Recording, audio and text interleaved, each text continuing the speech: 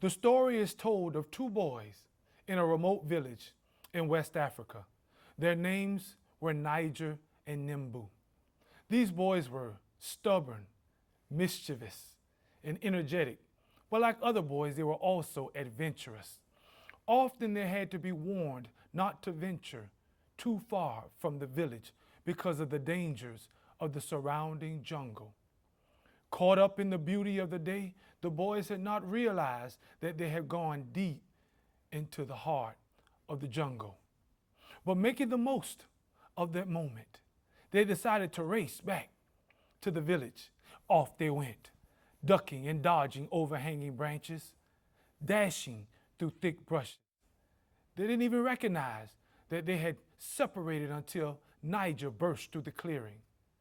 Not seeing Imbu, he feared the worst and ran to tell the chief. Immediately, the men gathered, scattered, to do a search. They searched for hours until it was too dark and too dangerous to remain in the jungle. But early the next morning, when the search party came together to continue, Niger said, "What if we join hands? We would create a human chain and our search would be more effective." So every man, woman, boy, and girl joined hands and set out to search. Soon, they discovered the lifeless body of little Imbu. Broken and heavy with grief, Niger said through tears, "If only we would have joined hands sooner. If only we would have joined hands sooner." Each year, the jungles of Africa claim many precious lives, but far more people are lost to the jungles of America's criminal justice system. America has far more people incarcerated, well over 2 million, than any other country on the planet. Something is afoot, and I don't mean the one that I'm standing on. Why are there so many people incarcerated in America? That is the question that so many families have been asking for so many years. There are multiple reasons for mass incarceration in America. I would like to highlight 4 of them. The first reason, substance abuse. Our nation's correctional facilities are filled with addicts who need treatment, not captivity. The second reason, mental health issues. These people are in need of holistic care, not warehousing. Thirdly, financial gain. Incarceration in America has become big business, especially since the emergence of privatized prisons. And collectively, these factors come together to contribute to the fourth, and that is recidivism. And that is my focal point here today. Recidivism is defined as the tendency of a convicted criminal to reoffend, and it is out of control in this country. 2/3 of people released from state prisons are rearrested within 3 years. It's like a revolving door. Out you come, and then back in you go. These numbers make sense, especially when you consider the fact that for a returning citizen, and by that I mean those who have served time, the jungles of incarceration are not just contained within those prison walls. Rather, many of these men and women have resolved firmly to become productive members of society, only to find themselves in a deep, dark jungle of unending discrimination, unemployment, homelessness, poverty, and isolation.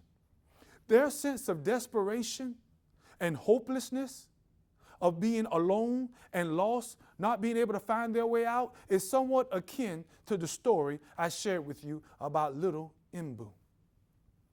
So you might be saying, okay, what is that to do with me? Well, this has everything to do with all of us. We are affected, each of us, when a returning citizen fails. You see, we are impacted financially, number one, because as taxpayers, we foot the bill to the tune of way over $30,000 per incarcerated person per year. Can you imagine what we can do with that money? It can help out with our children's education. We are also affected emotionally and mentally because half of us Americans have a family member who is or has been incarcerated. The toll of a loved one being locked up is difficult. Can you imagine a cousin, an uncle, or an aunt? What about a brother or a sister? Or God forbid, a mother or a father? Do you now see the connection? Okay, what can we do, each and every one of us, to help a returning citizen to succeed?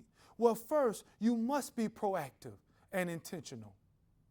Ask yourself, how can I involve myself in one of the 4 critical components that help them to become successful? And they are family support, stable housing, gainful employment, and community support.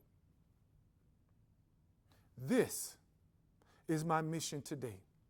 I want to ask of you to lend your support directly and personally in one of those 4 areas that I spoke of just now, if you are able.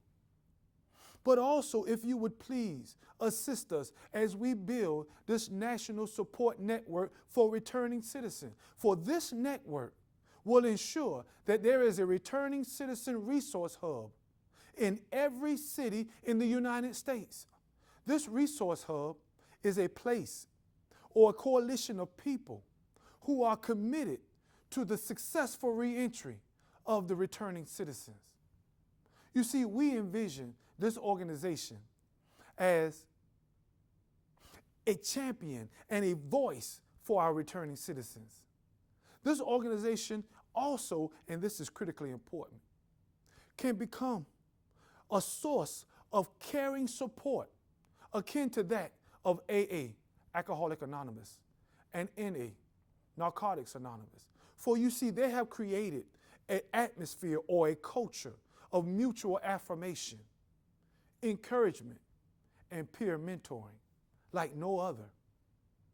You see, recovering addicts, they have a sense of strong belonging, not aloneness, and they know that someone who is familiar with their plight has their back. Well, returning citizens can build community and overcome isolation by that very example. For it is sad but true, returning citizens often have to go it alone when they come out of prison. But we will make sure that we put an end to that by joining hands. You may be wondering, why am I so passionate about this? Well, I also am a returning citizen. For you see, I spent 26 years in the Georgia prison system. And upon my release, I was fortunate to be able to become a part of a transitional program. And during that time, that transitional center program helped me. It gave me opportunities that I never had before. And these transitional centers can facilitate the success of a returning citizen when they are proficiently operated and ran by someone who cares. However, far too few of these facilities remain. But when I got out, I had those 4 components, and I am very grateful for them, the 4 that I told you about. And I was grateful for family support, grateful for community support, grateful for stable housing and grateful for gainful employment, for they proved valuable and crucial to my return. You see, I also sought out proactively other assistances, but I found none, absolutely none in my city. But what I did find was that release did not end my prison sentence. What it did was transfer the stigma of incarceration, that of pain, isolation, punishment, to the outside.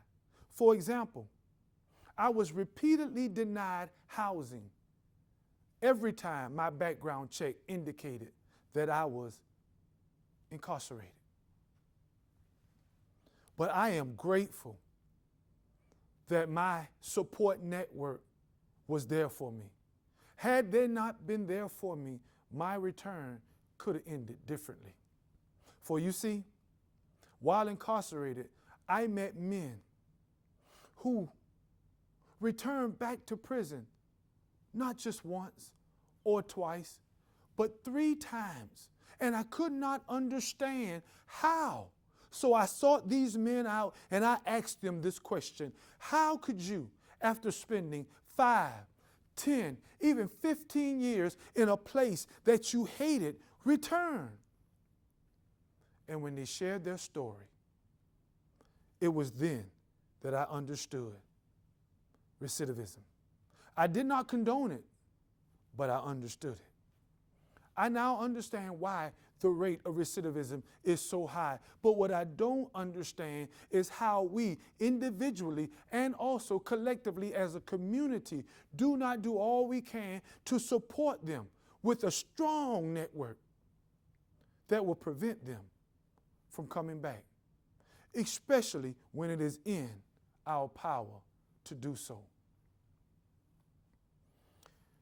In my conclusion, I want you to think about what I have been thinking about constantly, and that is alone. It is incredibly hard for a returning citizen to make it when they open those prison gates, to thrive and survive out here, to avoid the isolation and the despair that leads them to fall right back into the behaviors that got them into prison in the first place. Alone, it is incredibly hard for one concerned citizen to bring about a change on a massive scale that their hearts are crying out for, like putting an end to recidivism by eliminating its root causes. Alone, we are limited, but together, we can accomplish anything we dream of. Let's join hands. Thank you.